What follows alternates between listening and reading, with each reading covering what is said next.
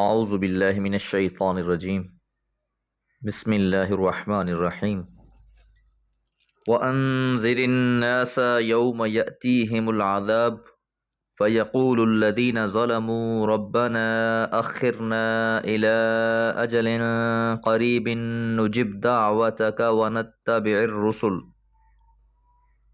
اولم تکونوا اقسمتم من قبل ما لکم من زوال وسکنتم فی مساکن الذین ظلموا انفسهم وتبین لکم کیف فعلنا بهم وضربنا لکم الامثال۔ سورہ ابراہیم آیات 44 اور 45۔ وَأَنذِرِ النَّاسَ، اور ڈرائیے لوگوں کو، یوم، اس دن سے، یأتیہم العذاب، آئے گا ان پر عذاب، فَيَقُولُ الَّذِينَ، پس کہیں گے وہ لوگ جنہوں نے ظلموا، ظلم کیا، ربنا، اے ہمارے رب، اخرنا، مؤخر کر دے، الی اجل قریب، ایک قریبی مدت کے لیے تھوڑی سی مہلت اور دے دے، نجب دعوتک، ہم تیری دعوت پر لبیک کہیں گے، قبول کر لیں گے، ونتبع الرسل، اور رسولوں کی اتباع کریں گے۔ دنیا میں جب رسول اللہ صلی اللہ علیہ وسلم انہیں سمجھا رہے ہیں، دعوت ان کے سامنے رکھ رہے ہیں، تو یہ ماننے کے لیے تیار نہیں ہیں، تو آپ انہیں اس دن سے بھی آگاہ کر دیں جس دن ان پر عذاب آ دھمکے گا،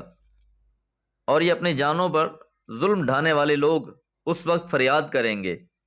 کہ اے ہمارے رب، ہمیں تھوڑی سی مہلت اور دے دے، ہم تیری دعوت بھی قبول کر لیں گے اور تیرے رسولوں کی پیروی بھی کریں گے۔ تو بڑے سے بڑا مجرم دنیا میں اپنے آپ کو کچھ بھی سمجھتا ہو، جیسے ہی وہ عذاب کو دیکھے گا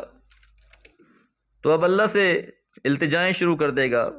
اللہ کو مان لے گا، جسے وہ دنیا میں تسلیم کرنے کے لیے تیار نہیں تھا، کہ یا اللہ بس تھوڑی سی اور مہلت دے دے، اب ہم ایک ایک بات ماننے کے لیے تیار ہیں۔ تو ان سے کہا جائے گا اولم تکونو، کیا تم وہی نہیں ہو، اقسم تم نے قسمیں کھائیں، من قبل، اس سے پہلے، ما لکم من زوال، کہ تم ٹلنے والے نہیں ہو، کہ دنیا میں تو تم یہی کہتے رہے ساری زندگی کہ ہم تو نہیں مانیں گے، ہم تو اپنے دین کو نہیں چھوڑیں گے، ہم تو آپ کی بات تسلیم کریں گے ہی نہیں۔ تو اپنے عناد اور سرکشی میں یہ ایسے مبتلا تھے کہ یہ اپنی روش چھوڑنے پر کسی حال میں بھی تیار نہیں تھے۔ جس طرح کہ ابو جہل کے بارے میں آتا ہے قرآن مجید میں کہ وہ بیت اللہ کا لحاف پکڑ کے کہا کرتا تھا کہ اللہ اگر یہی حق ہے جو محمد صلی اللہ علیہ وسلم پر نازل ہوا ہے تو ہم پر آسمان سے پتھر برسا دے، مطلب کہ ہم اس کو تسلیم کرنے والے نہیں ہیں، اگرچہ یہ حق ہو پھر بھی ہم اسے تسلیم نہیں کریں گے، ہم پر عذاب مسلط کر دے پھر بھی ہم اسے نہیں مانیں گے۔ وَسَكَنْتُمْ، اور تم بسے رہے، فی مساکن الذین، ان لوگوں کی بستیوں میں جنہوں نے ظلموا، ظلم کیا، انفسہم، اپنی جانوں پر، وَتَبَيَّنَ، اور واضح ہو گیا، لکم، تمہارے لیے، کیف فعلنا بہم، ہم نے کیا کیا ان کے ساتھ، وضربنا، اور ہم نے پیش کی، لکم، تمہارے لیے، الامثال، مثالیں۔ یعنی یہ بات نہیں ہے کہ رسولوں کی تکذیب کرنے والوں کا جو حشر ہوا اور اللہ نے ان کے ساتھ جو معاملہ کیا اس سے تم بے خبر رہے ہو، بلکہ اہل مکہ کے سامنے یہ ساری مثالیں بھی پیش کی گئیں۔ یہ ان قوموں کی بستیوں سے بھی گزرتے تھے جن پر اللہ کا عذاب آیا تھا، جن کو اللہ تعالیٰ نے صفحہ ہستی سے مٹا دیا تھا، جن لوگوں نے اپنے رسولوں کی بات نہیں مانی تھی، اور پھر رسول اللہ صلی اللہ علیہ وسلم کے ذریعے سے عبرت انگیز حالات بھی بیان کر دی گئے مختلف اقوام کے۔ یہ حالات محض قصے کے طور پر تمہیں نہیں سنائے گئے،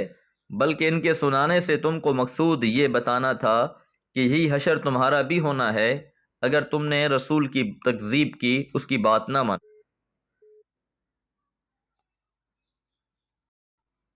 مانی۔ جب یہ سب کچھ ہو چکا اور تم نہیں مانے تو اب کس بات کے لیے مزید مہلت مانگ رہے ہو؟ اللہ تعالیٰ سے دعا ہے اللہ تعالیٰ اپنا خصوصی کرم فرمائے اور اپنی رحمت اور برکتوں سے ہمارے خطاؤں کو معاف فرما دے۔ وما علیہ الا البلاغ۔